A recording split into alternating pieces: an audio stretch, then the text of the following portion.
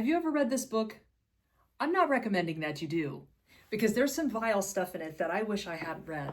But you know what's so fascinating about this book is when you read about Malcolm X and then you go read about Martin Luther King Jr. in the civil rights movement, it's so crazy because you start to see the opposing sides of how the different leaders were, who they were, what their background was, and the different decisions that they were making, why they were making those decisions, and how it tied back into their childhoods. But this is something that we don't usually do. We don't usually go to the original source. We just hear, or we read in a textbook, or we watch some video online and we think we get it. We think we know what the civil rights movement was, but we don't.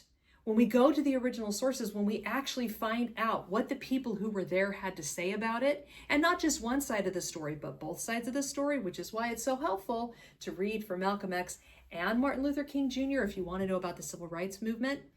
That's one of the most important tools that I'm trying to give to our moms at the Mission Driven Mom, is the ability to better discern in the culture, to have tools like going to the original sources and knowing how to find those key principles that are being broken or lived, and to be able to discern the broken principles and follow the argument through first principles and principles, to be able to wade through this messy culture with way more confidence.